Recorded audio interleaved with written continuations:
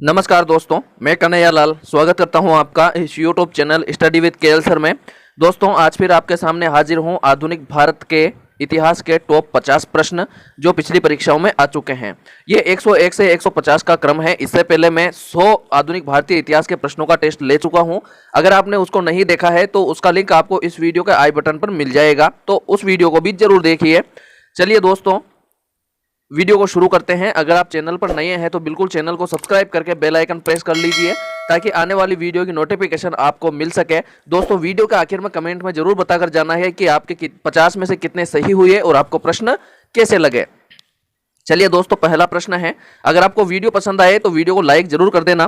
पहला प्रश्न है, निम्नलिखित में से लॉर्ड माउंटबेटन का सर्वाधिक विवादास्पद कार्य कौन सा था?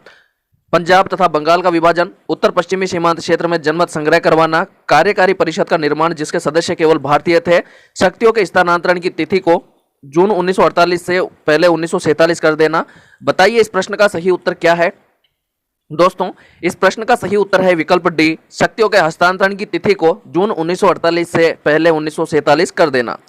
चलिए अगला प्रश्न है, प्रश्न 2, भारत में किस एक्ट के तहत सिविल सेवाएं शुरू की गई? Charter act 1813, charter act 1833, charter act 1853, charter act 1793।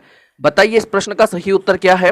दोस्तों, इस प्रश्न का सही उत्तर है विकल्प 2, चार्टर एक्ट 1833। तीसरा प्रश्न है, इनमें से कौन सा भारत का पहला गैर कांग्रेसी मुख्यमंत्री बना? इंदुलाल याग्निक, एनजी रंगा, ईएमएस नंबूदरीपाद, शंकर दयाल शर्मा। बताइए इस प्रश्न का सही उत्तर क्या है? दोस्तों, इस प्रश्न का सही उत्तर है विकल्प सी, ईएमएस नंबूदरीपाद। अगला प्रश्न है, प्रश्न 4, नील के खेती करने वाले किसानों की सहायता करने के लिए गांधी जी को चंपारण चलने के लिए किसने राजी किया? इस प्रश्न का सही उत्तर है विकल्प बी, राजकुमार शुक्ल। अगला प्रश्न है, प्रश्न 5, 34 बिंदुओं वाला प्रस्ताव किस सम्मेलन में पारित किया गया जिसके द्वारा आजाद हिंद फौज को इंडियन इंडिपेंडेंस लीग का अधीनस्थ बनाया गया? बैंकॉक सम्मेलन, टोक्यो सम्मेलन, सिंगापुर सम्मेलन, पेनांग सम्मेलन। बताइए इस प्रश्न का सही उत्तर क्या है? दोस्तों, इस प्रश्न का सही उत्तर है विकल्प नंबर ए, बैंकॉक सम्मेलन, जो कि 15 जून 1942 को आयोजित किया गया था बैंकॉक में। चलिए छठा प्रश्न है, इंपीरियल विधानसभा में 6 से 10 के बच्चों के लिए अनिवार्य शिक्षा के संबंध में असफल बिल किसके द्वारा पेश किया गया? व्योमेश चंद्र बनर्जी, गोपाल कृष्ण गोखले, महादेव गोविंद रानाडे, मदन मोहन मालवीय। बताइए इस प्रश्न का सही उत्तर क्या है? दोस्तों, इस प्रश्न का सही उत्तर है विकल्प बी, गोपाल कृष्ण गोखले। अगला प्रश्न है, प्रश्न 7, निम्नलिखित में से किस घटना के बाद कैबिनेट मिशन को निष्क्रिय माना जाने लगा? मुस्लिम लीग द्वारा सीधी कार्यवाही की घोषणा के बाद, मुस्लिम लीग द्वारा संविधान सभा का बहिष्कार, अंतरिम सरकार का निर्माण, एटली की घोषणा। बताइए इस प्रश्न का सही उत्तर क्या है? दोस्तों, इस प्रश्न का सही उत्तर है विकल्प डी, एटली की घोषणा। चलिए 8वां प्रश्न है, भारत में केवल एक वास्तविक अतिवादी गर्म दल के नेता थे और वे तिलक थे। बाल गंगाधर तिलक के संदर्भ में यह कथन किसने कहा था? Mahatma Gandhi, Motilal Nehru, Edwin Montagu, Lord Hardinge. बताइए इस प्रश्न का सही उत्तर क्या है? दोस्तों, इस प्रश्न का सही उत्तर है विकल्प सी, एडविन मॉन्टेग्यू। 1907 के सूरत अधिवेशन में जो है कांग्रेस का विभाजन गर्म दल और नरम दल में हो गया था। चलिए प्रश्न 9, कांग्रेस वास्तव में बिना हथियारों के गृह युद्ध में है। कांग्रेस के संदर्भ में यह कथन किसने कहा था? Lord Dufferin, Mohammad Ali Jinnah, Syed Ahmad Khan, Lord Curzon. बताइए इस प्रश्न का सही उत्तर क्या है? दोस्तों, इस प्रश्न का सही उत्तर है विकल्प सी, सैयद अहमद खान। इन्होंने कहा था कि कांग्रेस वास्तव में बिना हथियारों के गृह युद्ध में है। अगला प्रश्न है, प्रश्न 10, महाराष्ट्र के अग्रणी समाज सुधारक के संबंध में निम्नलिखित बिंदुओं पर अवलोकन करें। उन्हें मराठी भाषा का पहला पत्रकार व संपादक माना जाता है। उन्होंने 1832 में साप्ताहिक पत्रिका बॉम्बे दर्पण व 1840 में दिग्दर्शन शुरू की। बच्चों के लिए उन्होंने इतिहास और गणित की कई पुस्तकें लिखी। ऊपर दिए गए बिंदुओं के आधार पर उस व्यक्तित्व को पहचानिए। जगन्नाथ सेठ, विष्णु शास्त्री बापत, कृष्ण शास्त्री चापलूणकर और बाल शास्त्री जाम्बेकर। बताइए इस प्रश्न का सही उत्तर क्या है? दोस्तों, इस प्रश्न का सही उत्तर है विकल्प डी, बाल शास्त्री जाम्बेकर।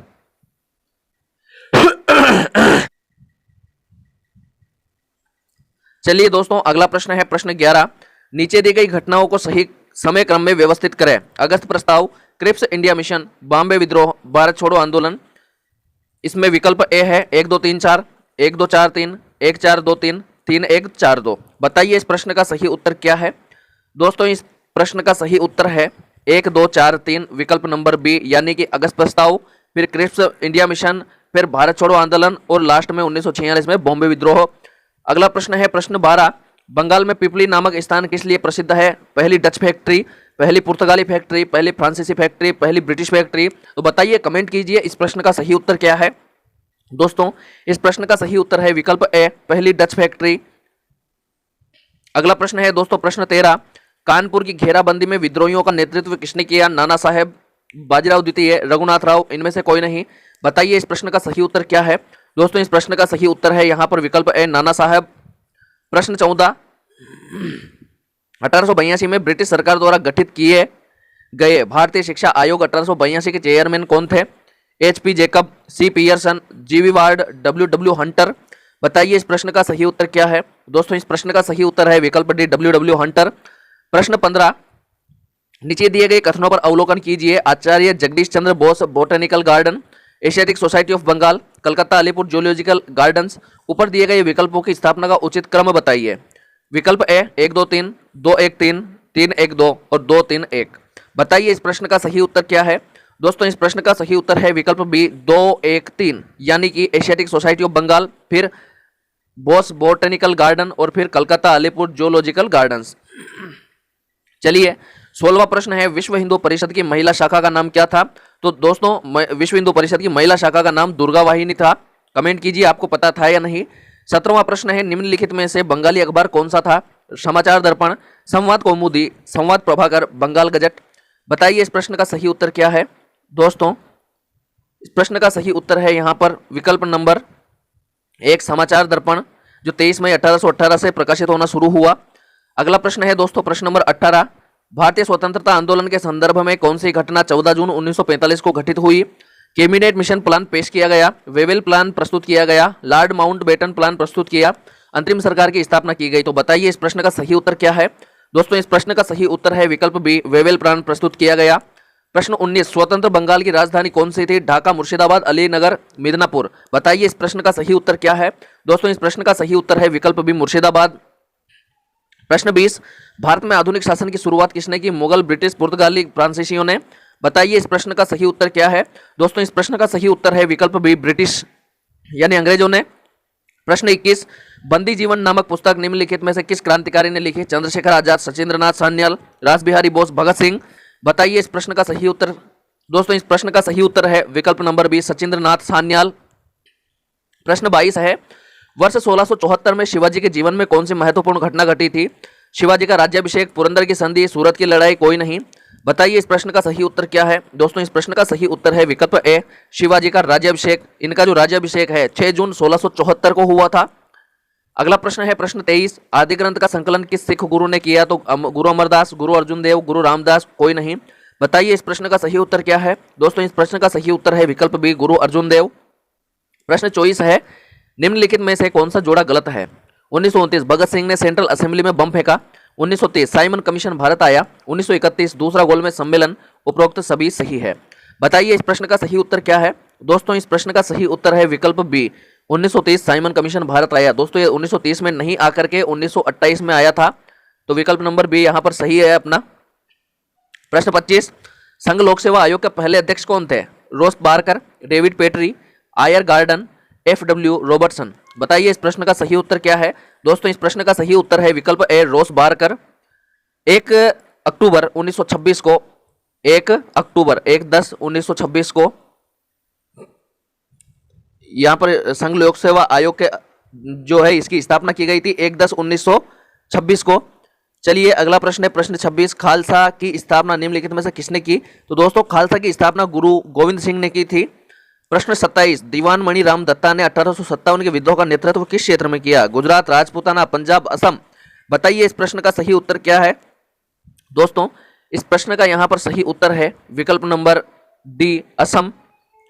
अगला प्रश्न है दोस्तों प्रश्न 28, गांधी की मृत्यु हो सकती है परंतु गांधीवाद हमेशा रहेगा, यह कथन किसने कहा था? तो दोस्तों यह कथन जो है महात्मा गांधी ने 1931 के कराची अधिवेशन में कहा था।